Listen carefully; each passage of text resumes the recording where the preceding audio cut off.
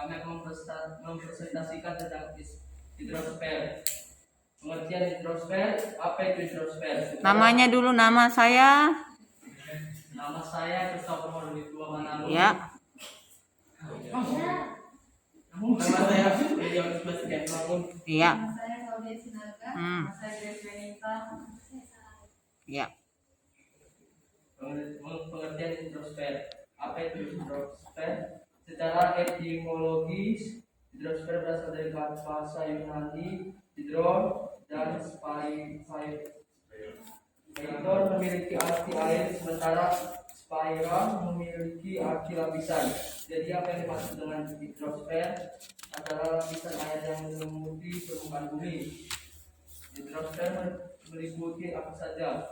Hidrosfer yang ada di bumi ini meliputi sungai, danau, lautan, samudra, air tanah, salju atau geyser, waduk, dan uap air yang ada di lapisan udara.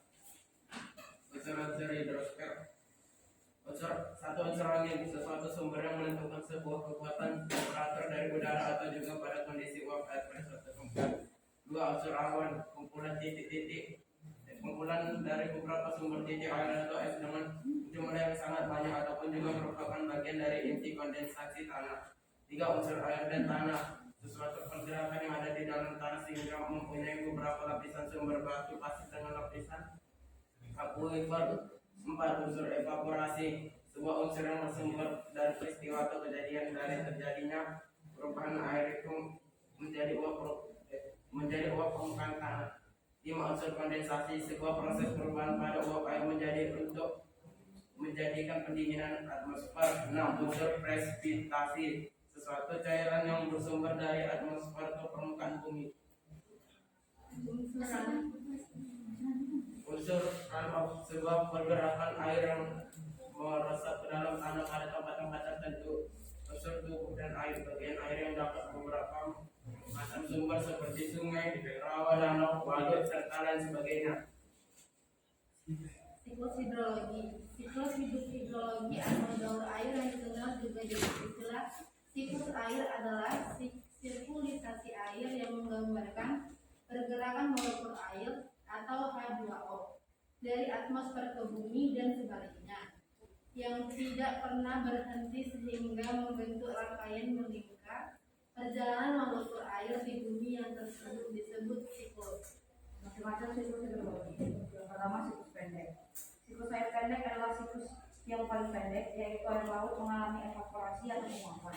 Evaporasi adalah proses menguapnya air dari laut, danau, sungai, atau permukaan air lainnya yang ada di bumi. Kunci utama dari evaporasi ini adalah panas matahari. Kemudian, uap air mengalami kondensasi berubah menjadi awan. Kondensasi adalah berubah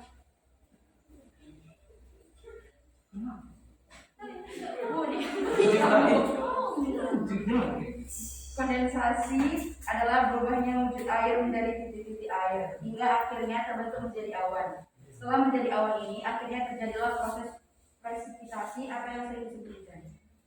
Ini adalah contoh gambar siklus. Kemarin dijelasin di siklus sedang. Siklus yang sedang adalah siklus air di mana hujan tidak terjadi di laut, melainkan di darat. Memiliki awal yang sama, air mengalami evaporasi, kondensasi menjadi awan dan akhirnya hujan. Sehingga ketika sudah mengalami kondensasi, awan juga bisa mengalami adveksi. Akibat adanya adveksi, awan bisa menggunakan ke darat yang sering disebut awan. Air yang bergerak ini nantinya akan mengalir dari laut sehingga kembali mengulang siklus. Namun tidak semua air yang jatuh di daratan, tidak semuanya menjadi awan, karena bisa mengalami infiltrasi. Meski begitu, air perlahan akan kembali mengalir laut, namun prosesnya terus berjalan. Ini adalah contoh gambar siklus.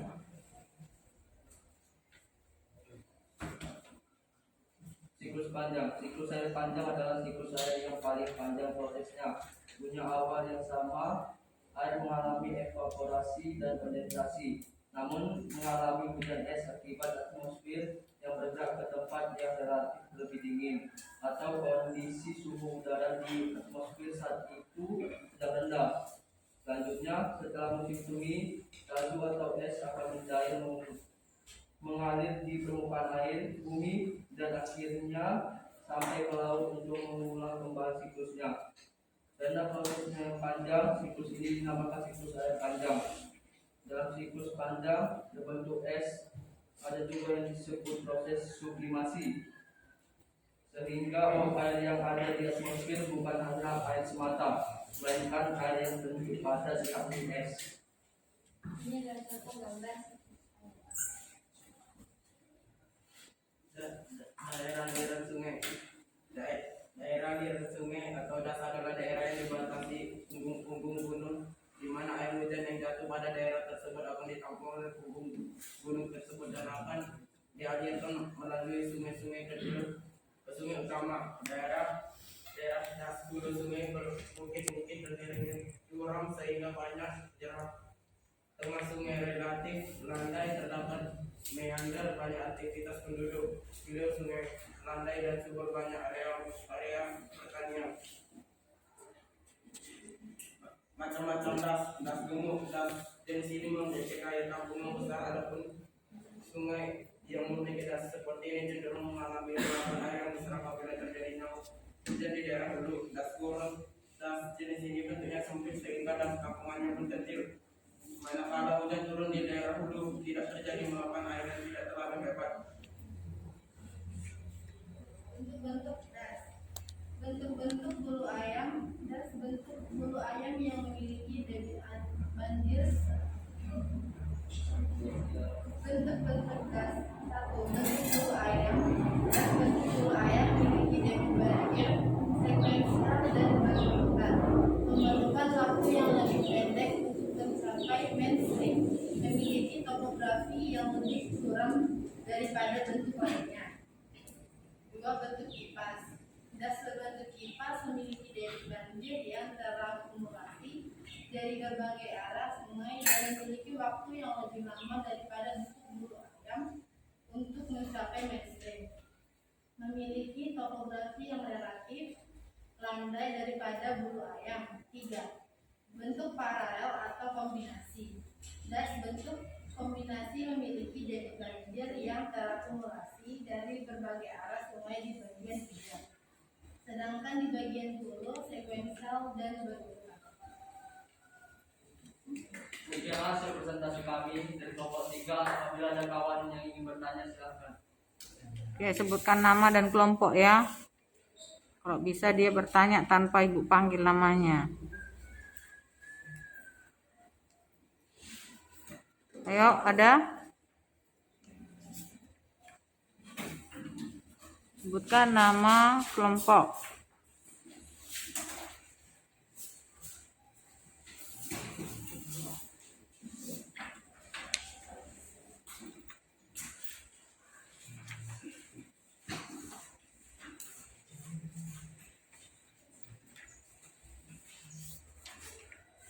Ayo, ada? Kristo, mana Kristo? Mana orangnya? Ayo, silakan.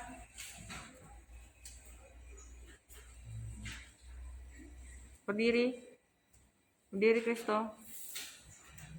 Mana Kristo? Berdiri. Belum ada? Ya udah, sampai ada nanti baru duduk. Berdiri aja dulu.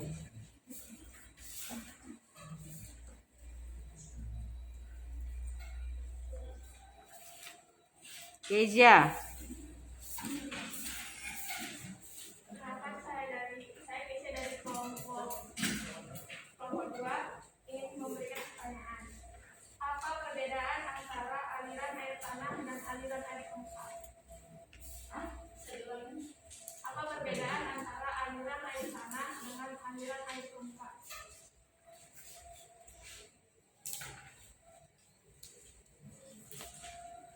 Oke, terima kasih, bagus. Lanjut. Ada yang bertanya? Harus ibu panggil namanya.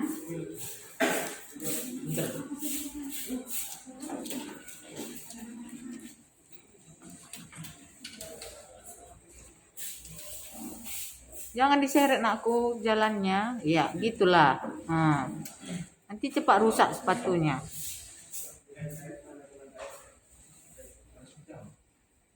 Ada lagi yang bertanya? Kumpulkan dulu pertanyaannya.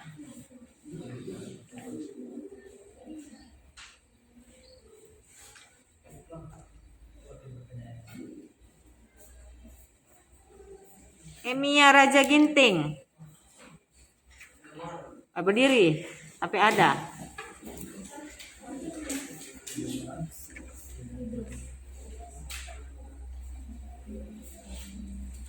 Mika Konsesa bangun.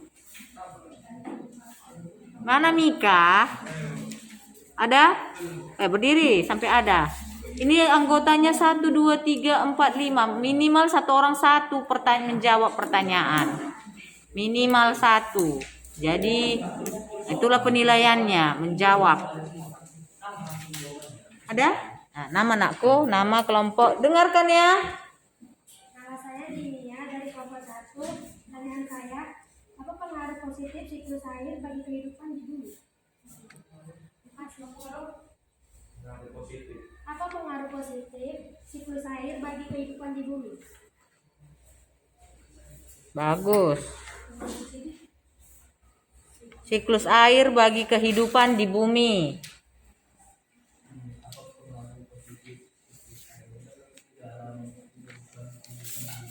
Oke, bagus. Ada lagi yang berdiri biar bisa duduk? Enggak, lebih suka berdiri.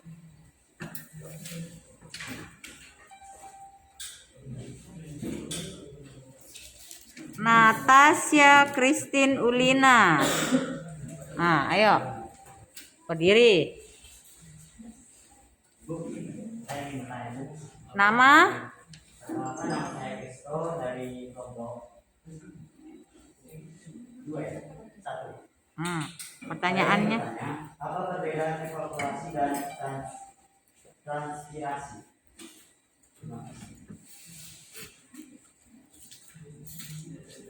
Silakan duduk. Kemarin udah dijelaskan, berarti belum didengarkan semalam itu ya. Tapi nggak apa-apa, diulang lagi. Nanti digambarkan, tunjukkan ya. Inilah dia transpirasi, inilah dia evaporasi ya. Soalnya ini harusnya udah dikuasai.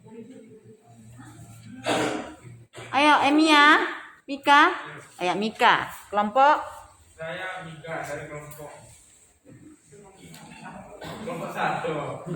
Nah, Saya ingin bertanya, apa tentang pemecahan gelombang laut? gelombang laut. Oke, boleh. Silakan duduk. Siapa lagi? Natasha ada? Masih OTW, Bu? Iya. Emia?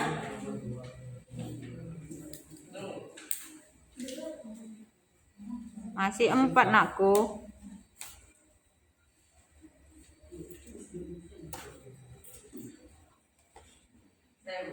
Iya, Emia. Perkenalkan, nama saya Emia Raja Ginting dari kelompok 1. Jelaskan beberapa manfaat yang dari siklus air. Udah nggak sama kayak di siklus air bagi kehidupan di bumi? Iya, sama dengan di Mia. Berarti masih belum ya?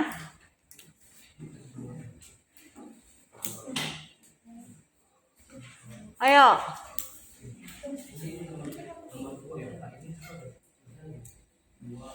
Ayo Ben. Ayo. Perkenalkan, nama saya Jasmine Tonga dari kelompok 2. Yang saya tanyakan, apa perbedaan das bentuk bulayan dan das bentuk paralel selain dari bentuk? Beda dari Das bulayan dan das bentuk paralel selain dari bentuknya. das paralel Das bulayan dan bulu ayam. Kalau dibilang bulu ayam banyak yang ketawa. Iya, itu. Beda dari das paralel dan bulu ayam. Oke, silakan duduk, Ben. Bagus. Emia. Perkenalkan, nama saya Emia Raja Ginting dari kelompok 1. Jelaskan apa saja kegiatan-kegiatan manusia yang dapat mempengaruhi kegiatan siklus air.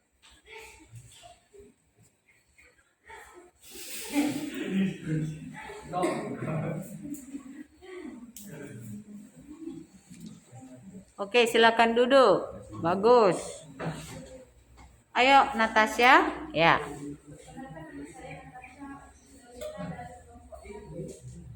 perbedaan antara laut dan samudra? Beda Apa perbedaan antara laut dan samudra? laut dan samudra. Oke, bagus. Silakan duduk.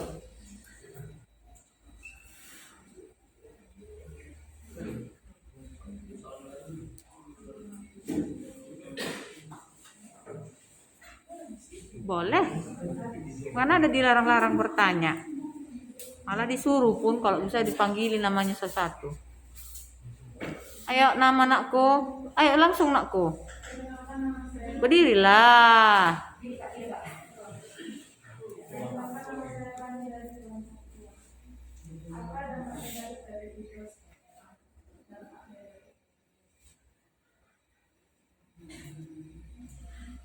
Oke, silakan duduk.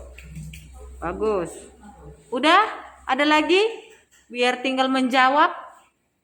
Oke, minimal satu orang satu, boleh dua, boleh tiga. Paling enggak satu orang harus satu. Minimal. Jadi Ibu harap bisa ngomong di depan. Nanti kalau ke depan menjawab, nama saya, misalnya Sarah akan menjawab pertanyaan Kezia. Bacakan pertanyaannya ya. Baru dijawab. Ayo.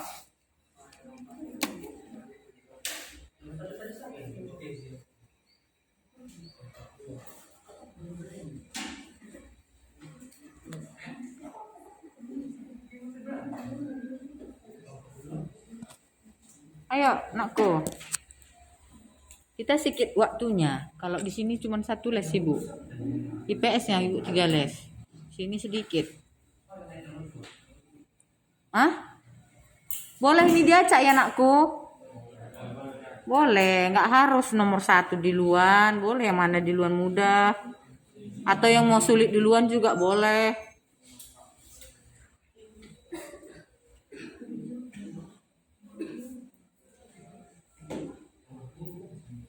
Ini Bu lihat kalian kayak nggak tim lah.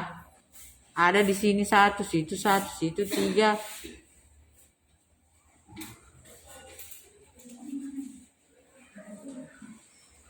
Udah dapat? Bisa?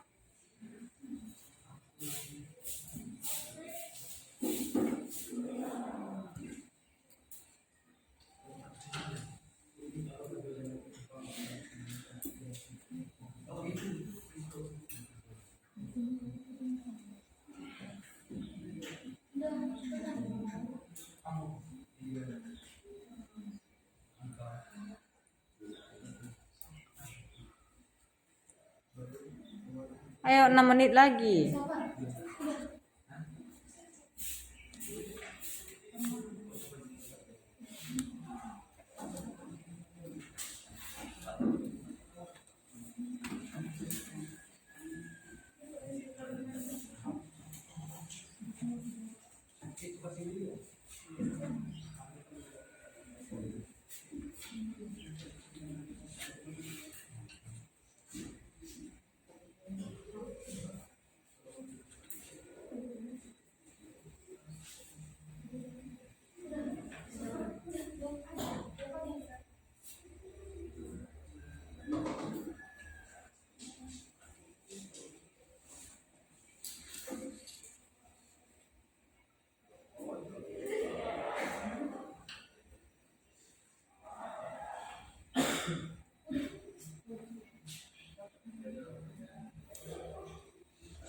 Sini kami akan menjawab.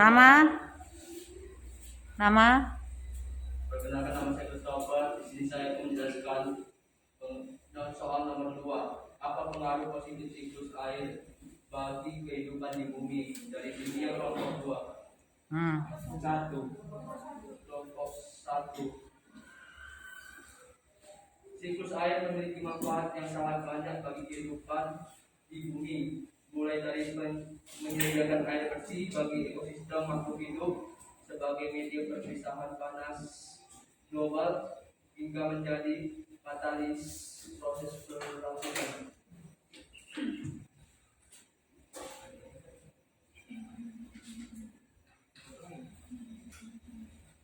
Itu aja, masih kurang itulah. Siklus air.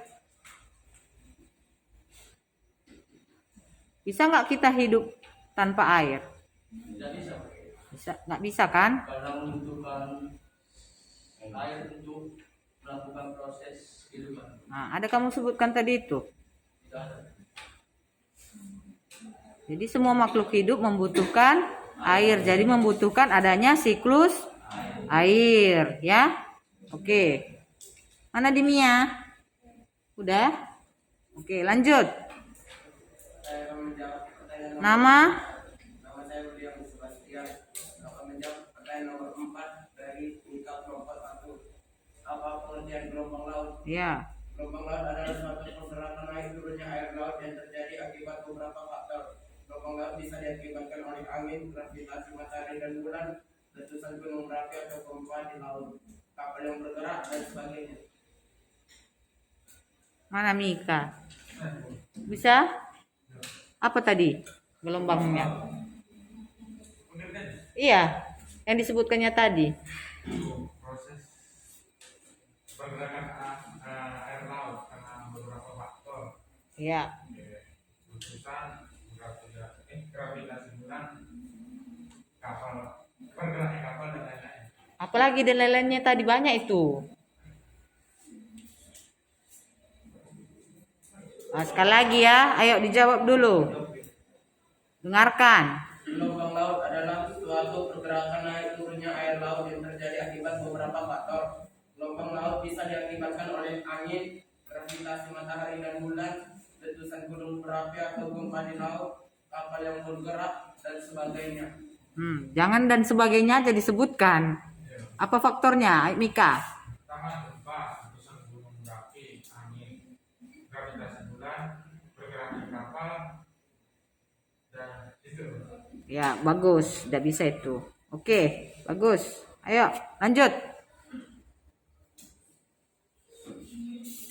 Saya akan menjawab. Nama saya Claudia Sinaga. Saya akan menjawab pertanyaan dari Natasha Presiden. Apa perbedaan antara laut dan samudra? Kalau laut itu sekumpulan air yang sangat luas di permukaan bumi yang memisahkan atau menghubungkan benua atau pulau dengan benua ataupun pulau lainnya. Sementara samudra bentangan air asin yang menutupi cekungan yang sangat luas. Mana Natasha? Nah, coba bedakan laut sama samudra kalau udah. Apa tadi? Laut adalah sekumpulan air yang sangat luas di permukaan bumi, memisahkan atau menghubungkan benua atau pulau dengan benua atau pulau lainnya. Sementara samudra adalah bentangan air asin yang menutupi cekungan yang sangat luas. Oke, bagus. Udah ada ya. Lanjut.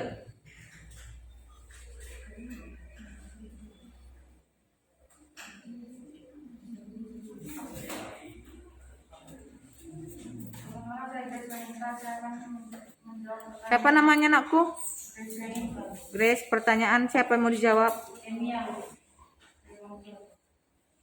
Iya. Jelaskan apa saja tentang kegiatan manusia yang mempengaruhi kegiatan siklus air. Yang pertama, perkembangan hutan untuk industri, pembangunan hutan untuk perkebunan dan pemukiman.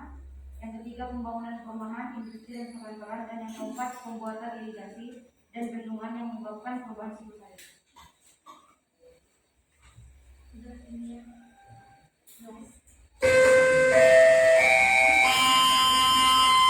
Saatnya jam kelas 12 berakhir dan saatnya jam ketiga kelas 11 dimulai dan saatnya jam kedua kelas 10 dimulai. Apa tadi jawabannya anakku? Penambangan hutan untuk industri, Hmm. pembakaran hutan untuk perkebunan dan pemukiman, pembangunan perumahan, industri dan perkantoran, sama pembuatan irigasi dan bendungan yang menyebabkan perubahan siklus air. Oke, ya, boleh. Gimana Mia? Oke, lanjut. Masih yang sama, saya akan menjawab pertanyaan Yulia dari kelompok 2. Apa perbedaan aliran air tanah dan aliran air permukaan? Perbedaan air tanah dengan air permukaan yang pertama adalah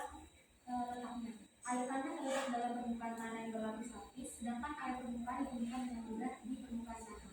Yang kedua adalah cara mendapatkannya.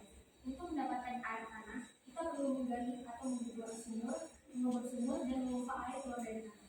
Sementara air permukaan bisa didapatkan atau diambil dengan mudah karena letaknya berada di permukaan tanah. Dan terakhir adalah kebersihan air dari kandungan mineral. Karena air tanah diambil dari lapisan-lapisan tanah, maka otomatis air tanah lebih bersih dibandingkan air permukaan. Jadi perbedaannya adalah air tanah bisa berada di lapisan tanah karena air teresap ke tanah melalui permukaan. Sedangkan air permukaan dari permukaan karena tidak bisa diserap ke tanah. Oke, kalau dalam siklus hidrologi air tanah dia berarti dia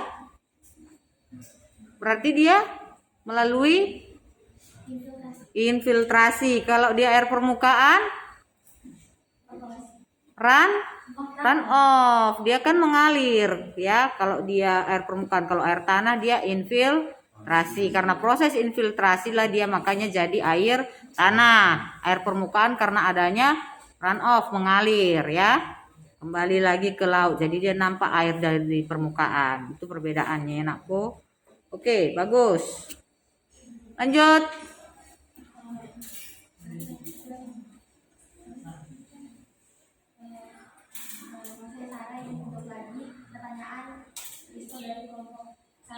Apa perbedaan evaporasi dan transpirasi?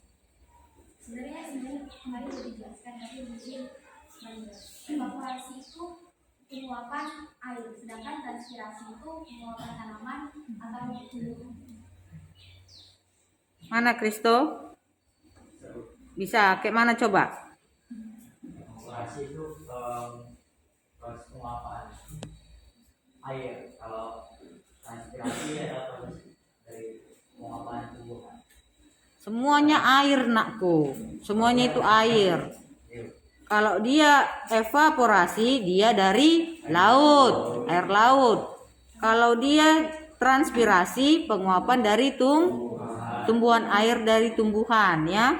Oke. Lanjut.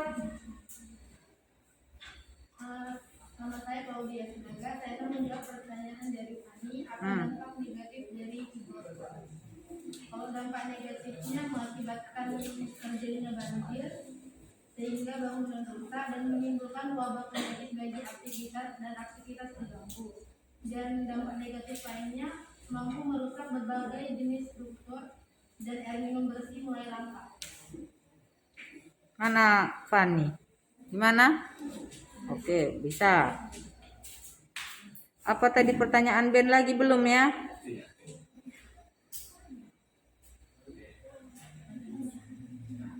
Ayo, apa itu tadi tentang das paralel dan bulu ayam?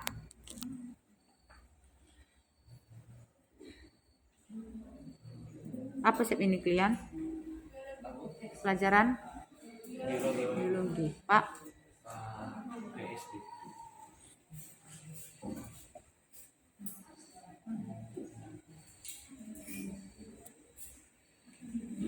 Bisa? Atau kita pending dulu? Langsung? Di sabdanya Sarah, beribu bawa lagi ya.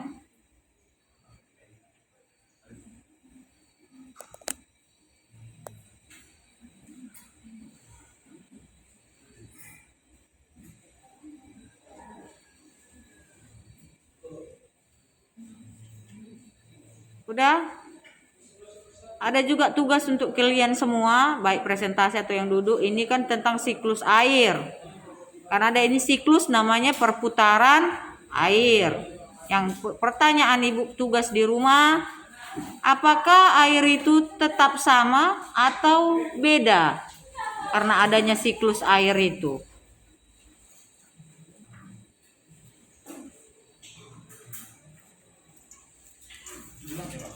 Iya. Apakah tetap sama atau berbeda karena adanya siklus air? Ya, dan buat alasannya. Kalau misalnya dia sama, buat alasannya. Kalau dia beda, buat alasannya. Ya, buat jawaban masing-masing. Nanti Bu tanya waktu kita jumpa lagi. Bu, pertanyaan Ben. Ya, silakan aku. Nama? Oh, pending. Oh, tutuplah dulu. Tutup. Sekalian menjawab pertanyaan ini, sekalian tugas di rumah bagi yang duduk juga ya. Ayo. Demikian. Demikian hasil presentasi kami. Sekian dan Apabila ada kesalahan kami mohon maaf. sekian dan oke, berikan aplaus ya.